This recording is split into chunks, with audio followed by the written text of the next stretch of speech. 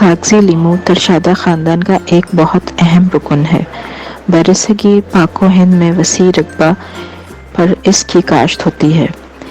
کاغذی لیمو کی کاشت زیادہ تر ساہیوال، ملتان، سرگودا، گجرانوالہ اور رحیم یار خان میں کی جاتی ہے۔ ہمارے باغبان حضرات کاغذی لیمو کی کاشت میں کافی دلچسپی لے رہے ہیں۔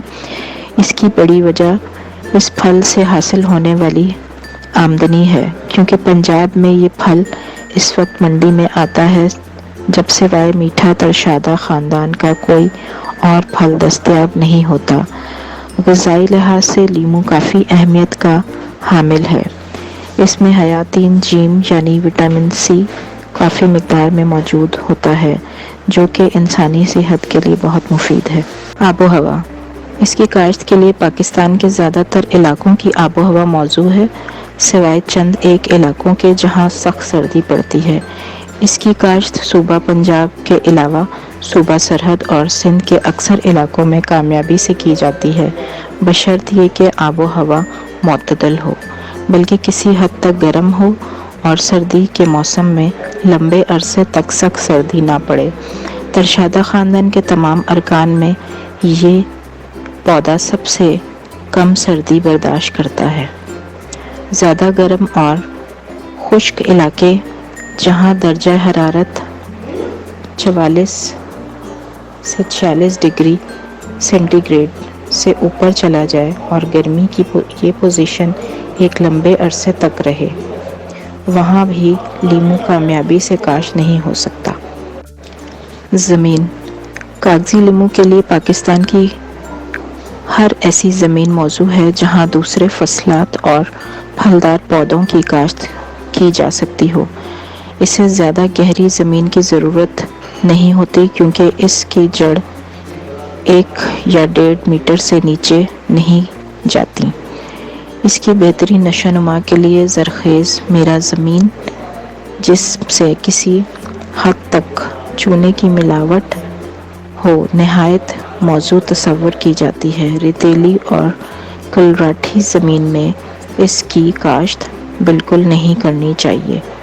ان زمینوں میں جہاں باریک ریت، چکنی مٹی، روڑوں کی سخت تہ ہو، ان زمینوں کو کافی گہرائی تک کھودنا چاہیے تاکہ زمین نرم ہو جائے، ورنہ پودوں کی نشو و نما معمول کے مطابق نہ ہوگی۔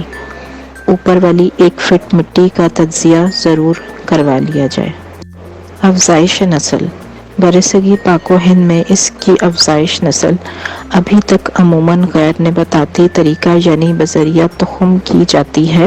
اس کے علاوہ نباتاتی طریقہ سے بھی اس کی کاشت کی جا سکتی ہے، جس میں پیوند کاری، ٹی بیڈنگ، ٹی کرافٹنگ اور بذریعہ داب کے طریقے کافی اہم ہیں۔ لیمو کے پودوں کو بذریعہ کلم تیار کرنے کی کوشش کامیاب نہیں ہو سکی، کیونکہ لیمو کے کلم سے تیار شدہ پودوں کی جڑیں مضبوط نہیں ہوتی اور پودے کمزور رہ جاتے ہیں۔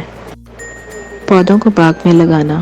باغ کی داغ بیل 22 بائی 22 فٹ 7 بائی 7 میٹر کے مطابق کرنے کے بعد 3 بائی 3 فٹ کے گڑھے لگائے ہوئے نشانہ پر کھلا رکھنے کے بعد دوبارہ بھر دیا جاتا ہے۔ ان کو بھرنے کے لیے جو مٹی تیار کی جاتی ہے، اس میں اوپر والی مٹی گلی سڑی گوبر کی کھاد اور بھل کا تناسب برابر ہوتا ہے۔ گڑھوں کی اس مرکب سے بھرنے کے بعد کھیت کو اچھی طرح پانی دے دیا جاتا ہے تاکہ مٹی گڑھوں میں بیٹھ جائے۔ زمین کے نم ہو جانے کے بعد گڑھوں کو ہموار کر لیا جاتا ہے۔ ان گڑھوں کے درمیان میں قطاریں سیدھی رکھ کر لیمو کے پودے لگائے جاتے ہیں۔ پودوں کو باغ میں لگانے کے بعد مناسب مقدار میں پانی دینا اور ان کی حفاظت کرنا بہت ضروری ہے تاکہ آندھی، طوفان اور مویشیوں وغیرہ سے کوئی نقصان نہ پہنچے۔ نئے پودوں کی دیکھ بھال۔ نئے پودوں کو ابتدائی 3-4 سالوں میں گرمی، سردی اور پانی کی کمی اور زیادتی سے بچانا چاہیے۔ نئے پودوں کی سطح زمین 60 سے 70 سم کی اونچائی تک شاخ تراشی چاہیے یا ان کے تنوں کو بوری سے ڈھانپ دینا چاہیے۔ ठंडे इलाकों में पौधों के गिरदो हवा तोड़बाड़ का इस्तेमाल करें। नए पौधों को हल्की आबपाशी की ज़रूरत होती है, मगर बारिशों में पौधों के दूर से पानी की निकासी का खातिर ख्वाह इंतज़ाम करना चाहिए, क्योंकि पानी के खड़े रहने से इनकी जड़ें मुतासिर होती हैं। बाद अज़ा पौधे मर भी सकते हैं। आबपाशी: लीमू को माल्टे की निस्बत ज़्यादा पानी की ज़रूरत होती है। पानी की कमी पौधों की नशोनुमा को रोक देती है, फल के साइज़ और पैदावार भी मुतासिर करती है। सर्दी के मौसम में 10 से 15 दिनों बाद और गर्मियों में 5 से 7 दिनों बाद आबपाशी करनी चाहिए। जड़ी बूटियों का तदराक: पौधों के इर्द गिर्द जड़ी बूटियों का तदराक बहुत अहम है। इस मकसद के लिए पौधों के दूर से गुड़ी करके जड़ी बूटियों का खात्मा किया जाए। मल्चिंग के ज़रिए भी जड़ी बूटियों को रोका जा सकता है। जड़ी बूटियां ख़त्म करके खुश्क पत्तों, चावलों की पराली या बरादा वगैरह से मल्चिंग की जाए।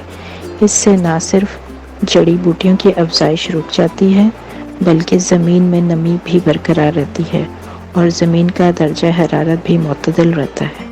मखलूते काश्त: पौधे लगाने के बाद इब्तदाई 5 से 6 सालों में मखलूते काश्त की जा सकती है। इस मकसद के लिए फलदार अजनास और सब्जियों का इंतखाब करना चाहिए। लीमू की कटाई: लीमू को इस वक्त काटा जाता है जब इसका रंग पीला होना शुरू हो। लीमू को सब्ज हालत में काटने पर इनकी तेज़ाबियत ज़्यादा होती है। लीमू को खींचकर नहीं तोड़ना चाहिए, बल्कि कैंची से काटना चाहिए। इसके बाद तमाम फलों को जितनी जल्दी मुमकिन हो सके सायादार जगह पहुंचा दें, ताकि गर्मी और सूरज की रोशनी से फल का मयार मुतासर ना हो।